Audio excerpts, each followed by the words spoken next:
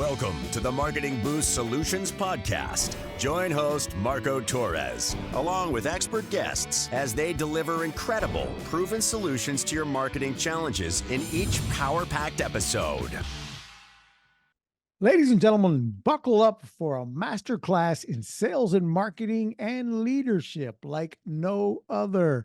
Today, we have a guest whose career reads like a best-selling novel packed with intrigue, innovation, and inspiration. With 30-plus years of experience in the trenches of sales and marketing and a whole lot more, all the way up to C-suite, he's a true industry titan. Please welcome the incredible Roger Martin, the co-founder and CEO of not one, but two national franchise powerhouses, RockBox Fitness and Beam Light Sauna. Roger's leadership has guided up to 500 people, proving that clear and impactful communication is the cornerstone of success. But wait, there's more. Roger is a scholar of human behavior, persuasion, and influence, having trained thousands on how to communicate, not just effectively, but inspirationally. He's also the voice behind the Thrive More with Roger Martin podcast and the proud author of the must-read book, An Insider's Guide to Business, Secrets from an Entrepreneur's Playbook. Get ready to dive into the mind of the man who's cracked the code to business brilliance. Roger Martin is here to share his secrets, his stories, his strategies for thriving in the world of business. Let's give a warm welcome. Say hello, Roger Martin. Marco, let me go get the guy you just described. Let me go find that guy. Wow. That's the best darn intro I think I've ever been given. My gosh. Thank you. I appreciate that. No, I'm very, very honored to be on your show. Thank you for having me. Well, thank you. And thank you for having me on your show recently. We had a good time with the interview, talking about some of my past failures and bounce back to successes and so on. So yeah, that was a good interview. I probably shared more than I should have, but that makes a good interview. That's Yeah. So Roger, tell us about your journey, how you went, where you started out from in your career in sales and marketing and ended up now the CEO and co-founder of two national franchise brands. Obviously try to, spin it quick, but tell us a bit about how you got there. Yeah, I'll give you the abridged version. So I started my career, at 22 out of undergrad and went to work for a pharmaceutical company for Eli Lilly. And I spent the next 25 years of my career climbing the corporate ladder. I moved my family 8 times in 14 years all over this beautiful country of ours in the US. And I ended up as a chief operating officer of a manufacturing facility, pharmaceutical manufacturing facility, and decided after 25 years, I'm at a conference in Barcelona, Spain, of all places, should be as happy as could be in my suit and on an expense account and all that. And just had this epiphany. I do not want to do this any longer. I have climbed the ladder. I achieved what I wanted to achieve. Had a multi 6-figure salary and stock options and all that stuff. But man, I wasn't fulfilled at all. And when you're in Barcelona, Spain on a full expense account and you're still miserable, that tells you need to change something. And so I'm very, very grateful to corporate America and the 4 or 5 companies that I work for that helped develop, invested in me for my leadership skills and selling and persuasion and the marketing chops that I was able to hone. And I gave them, 10x return on their investment. But I realized, in my mid 40s, it was time to do my own thing, to go out on my own, to become an entrepreneur. And I will tell, any of your listeners who are thinking about doing that, best decision I've ever made, and also the scariest step I ever took. And don't kid yourself and think, oh, everybody on Instagram says it's easy and this is all you have to do. That's baloney. It's not easy and it's scary. And I'll tell you, I've been very fortunate. I've never been unemployed a day in my life. And then I finally, I had a succession plan and, I have a whole theme around finishing impeccably. So I had to transition and made myself available to the company after that I was working for the time after I left. But, I left on a Friday. I woke up on a Monday, unemployed, no salary, no health insurance, an entrepreneur. I died in the wall entrepreneur. And Monday was scary. Tuesday, still a little scary. But by Wednesday, I never looked back. And then that was 8 years ago. So I'm here to tell you, and I'm a testament to the fact that you can do and achieve what you want to. You just got to be able to put in the work, do the learning, be a learner, not a knower. Like, learn from guys like you, and read and absorb, listen to these type of podcasts so that you can further your own self-education, because you can achieve whatever you want to, but you are going to have to put some chips in the middle and take some risk. Yeah, absolutely. It's you control your thoughts and you control your future, but it's not an it's not easy. So tell us, before you got out of the corporate world, tell us Yeah. about the some of the lessons you learned in leadership, managing teams as large as 500 people. Mm-hmm. What was one of the biggest takeaways with that? Easily the greatest takeaway is to be a listener, again, be a learner. I think when we get promoted into a position of leadership, especially like in my case, I was promoted to a point where I had to lead my previous peers, which is one of the harder things to do. And in that position, you're kind of expected, and you expect yourself to know everything, and you want to present like you know everything and you have the answers. But that's not leadership. That may be management, maybe, but leadership is around understanding the individual, listening to what they're trying to achieve, what their own self-limiting beliefs are. A lot of leadership is about breaking self-limiting beliefs of those who work for you, because it's a self-limiting belief that holds all of us back, no matter what that's around. It could be around our skill set, around our head, our growth opportunities, things from our past that we feel limit us. And so I really started to make strides in leading, 10 people. Then it was, I think, 40 people, then 90. Then I did a division of around 100. And then it became 505 people at one point. And I left the management behind. Now, that doesn't mean I didn't check KPIs and watch my dashboards and all that. Of course, you manage with data, but you lead with your heart. You lead with true, genuine connection to another human being, because at the end of the day, this, Marco, you're managing someone else's son or daughter. You're managing someone else's spouse. That person has a life outside of work.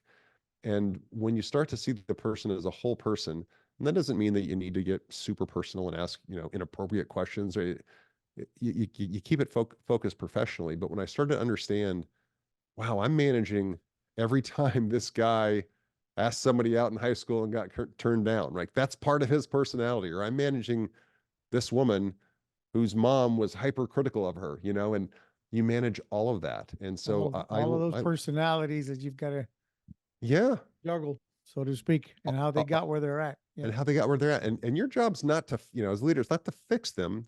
It's to give them the vision of what they can be. They have to do the work. They've got to put in the time. They have to get past their own self-limiting beliefs. But your job is to identify those, name them, and then help give them a path to get beyond that. And I found the more I did that, and the more that I believed in people and I empowered them, I gave them more responsibility than they maybe even thought they were ready for, the more that they rose to the occasion. And I say that very confidently because I've had too many people come back into my life that I'd managed, decades before, and say, do you remember this conversation at this particular meeting when you said this? And of course I don't. And they said, well, that conversation changed my life. Like, the fact that you believed I could do it, I'm now, the vice president of this, or I now own my own company, or I now, the top realtor, whatever. I left pharma and did this and followed my dream. And so it tells me, did a lot of things wrong, but I got a lot of things right around that, managing the person and then helping them believe in themselves. Yeah, it's amazing. The influence, that the butterfly effect that we all have on people around us, the ripple effect, things that you do to, a child, a neighbor's child, an employee, the things that you say can impact people for years to come.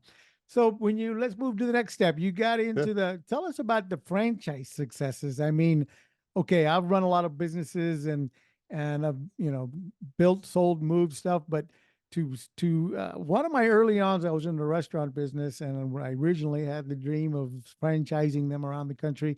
Never got it done. So tell me about the RockBox Fitness.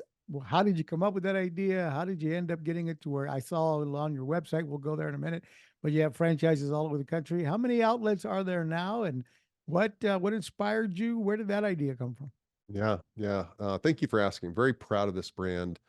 We have about 60 locations open currently, and they're all franchised. They're all over the nation. There's 21 or 22 states that we're in. And in 2017, it was really, yeah, it was late 2016 when I was decided I'm going to exit corporate America and I'm going to drop the mic on this career that I've built and go start something else. I decided that I wanted to get into health and fitness because, again, I was in pharmaceuticals. We were selling pills that treated people but never cured them. And so what made more sense is, how do we help people prevent becoming sick? How do we help people live a better, more youthful, fulfilling life? And that's through fitness, through the right nutrition, through the right mental state, through the right affirmations and coaching. And my son at the time wanted to take boxing lessons. I was training in mixed martial arts just for fitness, really basically getting the hell kicked out of me every night at practice, and then going home and licking my wounds. But he wanted to learn how to box. So I called around, found the best boxing instructor in the area that I could, and ended up getting my son private lessons.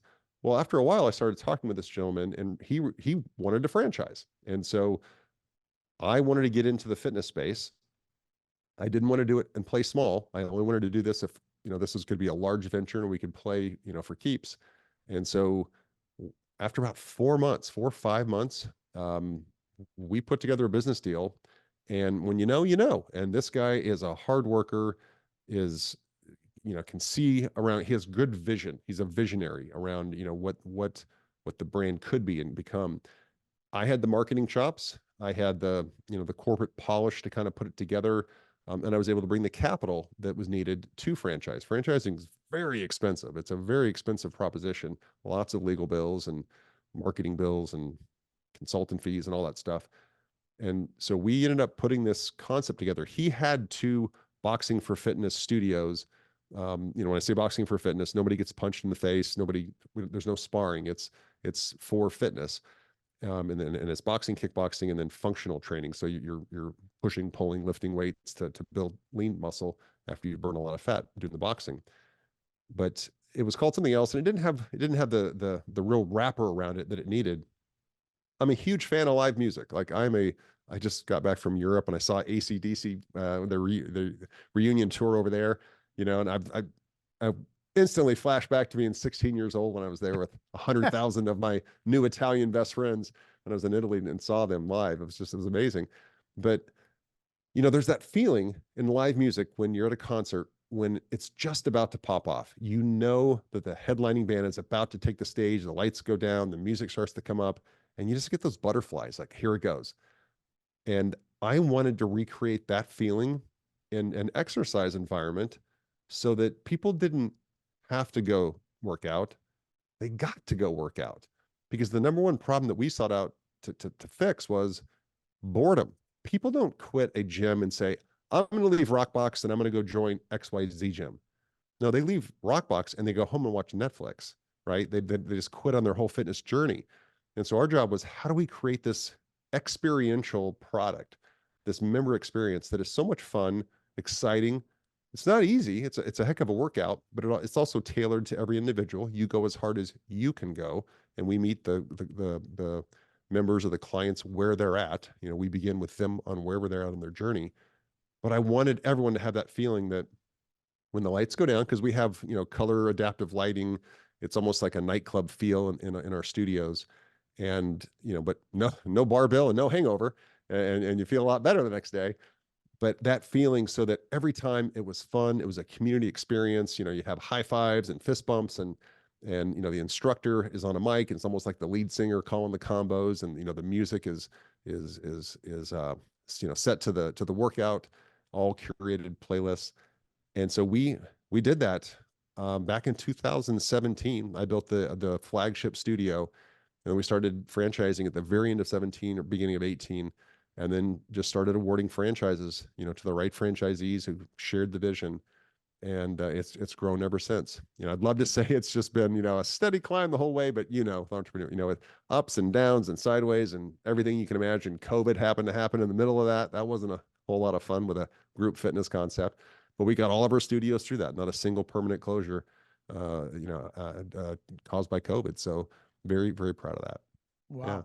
Yeah. Cause I mean, I'm sure you were temporarily shut down in some of those Oh yeah. places for months Oh, on end. yep. Yeah. Every studio we actually voluntarily closed all of our studios, or, mandated that our franchisees close it was about 3 or 4 days before the government mandated it, because one of our core values is trust, and our members, the staff in the studios, they were trusting us to do the right thing. And, all of us back then, we didn't know, was this the zombie apocalypse? What was going on here? Yeah. What if somebody sweats on me, and so we voluntarily closed, but we serviced our members in a remote manner with online workouts, online nutrition, goal setting, this whole portal we set up for them so we could still serve them when they needed us most. But not a fun time. I'll never say that COVID was a fun. It was a learning experience, but not a fun experience. So on the Business Playbook, can you share us an insight or two from your book, An Insider's Guide to Business, Secrets from an Entrepreneur's Playbook? What can you give us a little snippets or of insight on what we can find in that book? Yeah. And I appreciate you mentioning it. I'm really proud of this book. And you and I have talked. We shared a conversation on my podcast, and you've been there, done that. You have been in the trenches, man. You've rolled up your sleeves and you've gotten after it. And I wrote this book for the people who are in the trenches, for the leaders, for the people who are doing the work but want to scale, and maybe they're stuck, or maybe they want to start a business and they're trying to figure out how to start, staff, and scale a business. And so this is not written from an academian's point of view. I wrote this in a way that would be very simple to digest. It would almost be a reference book or a playbook that you could go back to, because the specific chapters are around, what's step number 1? It's creating your values for your business. Step number 2, it's how do you hire a team? How do you hire fire? How do you ensure you have A players? What is the process? Not just the thoughts, but the process to do that. How do you market your business? What is the difference between marketing and branding? What is direct response versus just marketing? Then we talk about sales and selling and persuasion, which I'm very passionate about, and how everyone in your company, everyone is in sales, and they need to understand that. They don't have to be in the sales department, but they're in sales. And then operations. I have some great exercises in there that you can do to bulletproof your business by doing some exercises that would be designed to put your business out of business. And so figure out where those leaks are. And then, I go on to leadership and the way to lead from the front. And then some finishing chapters on really how to round out your business so that it is a valuable business and you have the most enterprise value if you choose to sell it someday. And the thing I'm most proud about this, well, there's 2 things I'm most proud about. One, I did 7 cover to cover edits on this book to make it more simplified, and easier to read and easier to digest. I think too many books are written by academians, and they try to use big words and 4 thoughts in one compound sentence, and that's hard to digest. Where as business people, we want the facts. Give us the data, and then I would tell a story around that particular topic so that it was memorable, and something good that I did, or there's a lot of examples of here's where I screwed up. Don't do it this way. And here's the lesson from that. But what I'm most proud about this book is that from the day it was published to, hopefully never, but if it ever goes out of publish till the day the last copy sold, every dime, every red cent goes to a charity called To Right Love in Her Arms, which is RockBox Fitness's national charity partner. And it's to help people that are either causing self-harm or contemplating suicide, and to help save them from that. So, mental health is a big issue in our society today. Fitness and taking care of your body is one of the best ways to start changing your mindset. That's why we aligned with that. So every single dime of proceeds from this book forever and always will go to that charity. So not only do you get a great book and help your business grow and learn a lot of lessons, but you support a great charity. Folks, you can support this cause and learn how to build and grow your business, whether you're doing 100,000 trying to get to 1 million or 1 million trying to get to 10 million. Go look at the Insider's Guide to Business, Secrets from an Entrepreneur's Playbook by Roger Martin, and know that the funds are going to a great cause. We'll be right back. We're going to hear from our sponsor, Marketing Boost. Don't go away. We'll be right back with more questions for Roger on how to grow your business quickly. It's time to wow, surprise, and impress your clients with the most powerful customer draw card available anywhere. The Marketing Boost Solutions Show is brought to you by Marketing Boost, where you can get valuable travel and restaurant incentives to drive your leads from prospects to paying customers. Now you can offer complimentary hotel stays in over 130 destinations worldwide. Go to marketingboostsolutions.com and try it for free right now. Welcome back to the Marketing Boost Solutions podcast. We're here with Roger talking about his book and how to build and grow your business with his amazing background with multiple franchise companies with outlets all over the country. So he's got the experience. So continuing down that conversation with communication and influence, how do you define clear and high impact communication? And why is it crucial in leadership in business? Yeah. That's a great question and an important one for business leaders. I just had a board meeting yesterday for one of our companies, had a board meeting. And one of the things we discussed in our download afterwards is how some of the leaders in our business need to get better at being very concise and clear in what they are trying to communicate. So this is fresh on my mind. And of course, I talk about it in the book, and I'm an advocate about this. But it's so easy to think that we've communicated what's in our head because we're hearing ourselves say it, but that's not a lot of times what comes out of our mouth, and we can complicate the message. So you've heard this before. So many people have said this, but I'm going to repeat it. Tell people what you're going to tell them. Just give them a summary. Then tell them, give them all the data, and then tell them what you just told them. That's simple. That simple little cliche. Tell them what you're going to tell them, and then tell them what you just told them. If you can use that as a framework, and frameworks help us just be consistent. If you can use that as a framework in your own mind and maybe in your notes or in your slides, it will really help drive home the point, because a lot of times people are just listening, especially in a business presentation. Okay, what's the point? What do I have to remember from this slide? Like, what are you trying to tell me, dude? And we have a zillion inputs that, whatever it is coming at us every single day, all the different marketing messages and our kids and work and, life and traffic and all that. If we're in business and we're trying to communicate something, we have to be on point if we want that to stick. And we have to repeat that. And it has to be very clear. So even when you tell them what you're going to tell them, and then you tell them the second part, tell them a couple different ways. So what I mean by that is blah, blah, blah, blah, blah. Said another way, yada, yada, yada, because that's why we want to, and you tell them exactly what you just told them. And then, so can we all agree that, ABC that we just talked about makes the most sense for our company to move forward? And it feels like you're being redundant, but you're not. You're being clear, because, and you want to use, and you want to use words like, can you guys feel how that would be the right move for our company? Do you hear what I'm saying? Can you see how this will make a difference? You're using that visual, the auditory, the kinesthetic in your language, which you have to practice. That is something you have to practice. And notes help you do that. Just little cue cards or just a little outline. But then you're speaking to different learning aptitudes and different ways people learn. And adults learn very differently than children, and they're harder to teach than children. And we have thick heads, and we have a lot of stuff rolling around in our heads. And so effective communication is not a complex subject. It's taking something that is complex and making it so simple a 6-year-old can understand it. If you can explain it to a 6-year-old, you can explain it.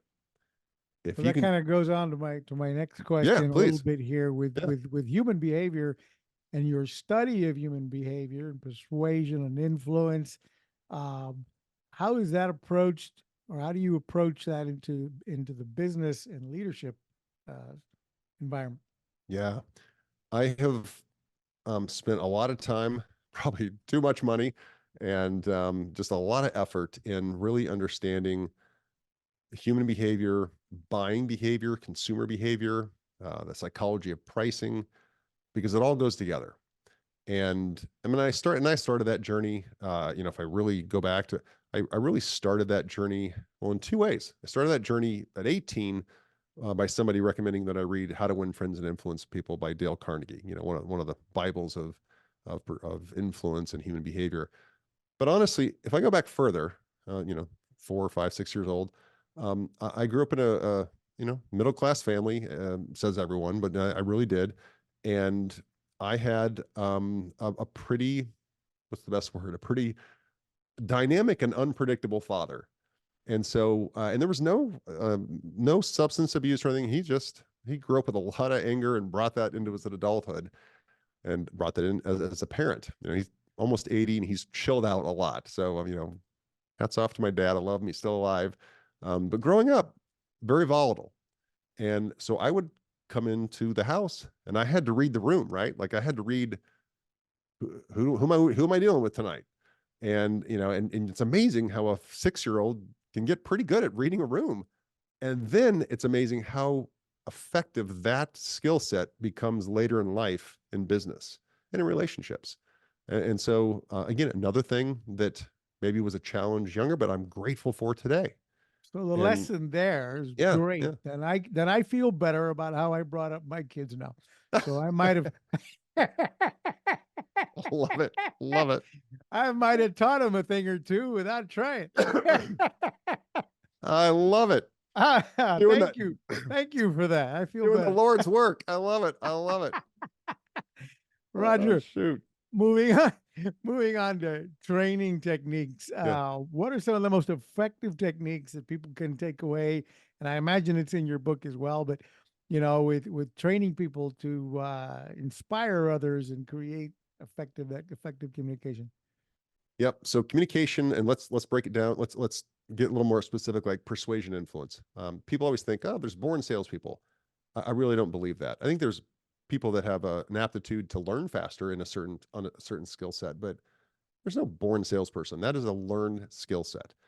And so persuasion influence is one of the things in our society that people think sales is slimy and looked down upon. Well, no, sales is a very commendable and respectable field because that's what makes the world go round. If something doesn't get sold, nothing gets made and done. So you got to sell it. And I look at training. So to answer your question, training is a process. It is not an event. And how many times do you and I have colleagues we talk to, they're like, yeah, I just got back from a seminar, man. It was fantastic. I learned this. Okay, you got exposed to that, but you probably didn't learn it. You're going to have to repeat it and go again and again and again and again because learning it fades. Like and study after study shows this, where you learn something and then you regress. Let's say you learn, you got a 10 on something, you're going to regress down to like a 3 within a week. But then if you have another training session, maybe you go back up to an 11, but then you'll regress down to like a 5. And it's that continual up and down, but as long as you have that linear slope going, that's in a positive, it's a positive slope. So a very simple answer to your question is there's no magic other than being very clear in your communication, being prepared. There's no magic around training. It is a repetition because training is forever and always. Yeah. So you got into you started a podcast, Thrive More with Roger Martin podcast, and what made you decide to do that on top of everything else you're doing, running multiple businesses? And what has been some of your most memorable episodes or guests? What can you tell us about your podcast? Yeah, so I'm 53. I started that podcast when I was 52, and I'd never made a social media post before I was 52 either, by the way. I've always used social media for sales and marketing and kind of been behind the ad accounts and done that and become an expert at that, but never never in front of the camera, certainly not a personal brand. And my team at an offsite about 2 years ago said, your highest best value is getting out in front of people, talking about the brands, talking about our companies, and getting on stages, getting on podcasts, getting on shows, and getting on social media. And so I took that bet, I took that challenge, and I didn't just get on podcasts. I started a podcast, and I've now done lots of speaking, and I really enjoy that. Wrote the book because I am an advocate for what we do for our brands. I'm so proud of them, and so the podcast was a way for me to do two things. One, be able to get more exposure for our brands, and my personal brand, which is really just a reflection of our brands. But what it's also allowed me to do, and I didn't know this when I started it, I had no idea, is that it allows me to sit down for an hour a week with a really, really smart person and have a great, engaging conversation, and probably learn more than the audience is learning. Because I try to be fully present when I'm with that guest, and I'm sure you probably had the same experience where it's like a college semester course packed into 1 hour. And then it spurs me on then to go learn about other things, go buy books that they've recommended, go listen to their podcast.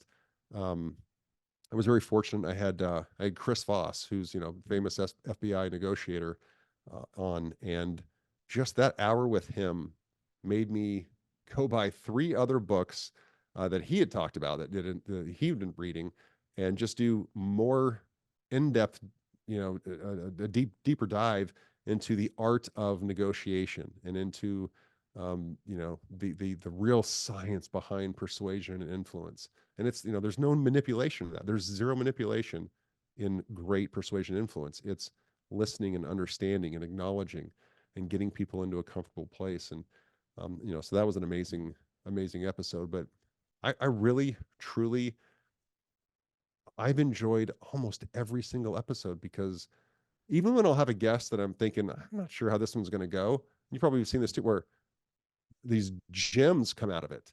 And, the person says something you never saw coming, or the podcast takes I'll tell you, here's, it's one of my favorites because it just went a completely different direction. Is I had a Vegas hypnotist. He has a show on the Las Vegas Strip.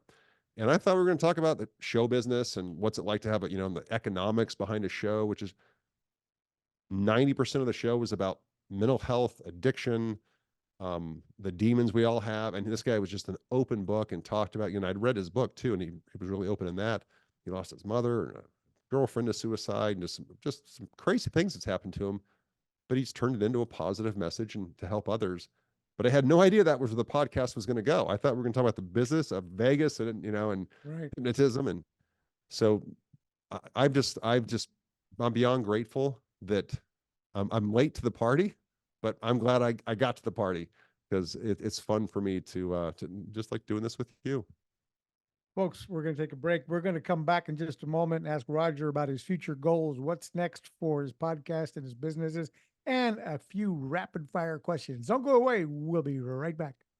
Is your business on autopilot yet? Do you have automation in place to capture, nurture, and convert prospects into clients via email, SMS, ringless voicemails, appointment setting? Get all the inbound and outbound marketing tools in one place. Go to marketingboostsolutions.com for more on automating your business so you can make money while you sleep.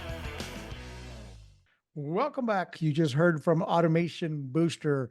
Folks, if you're in business and you don't have a CRM, if you don't have a funnel builder, if you don't have a automation platform to be able to nurture your leads with email, texting, voicemail broadcasting, and at the same time add some rewards and perks and automate all that, Automation Booster is your selection. We can help you do that. It's part of the Marketing Boost tool set. So check out automationbooster.com. All right, we're back here with Roger Martin talking about his book, which you're going to find on Amazon here. One more time, it's called An Insider's Guide to Business Secrets from an Entrepreneur's Playbook. 100% of the proceeds go to, tell us about the nonprofit one more time on that. Yeah, it's called To Write Love on Her Arms. Kind of an odd name, but it's charity around mental health to help prevent self-harm and, self-cutting and other things that people in bad spaces will do.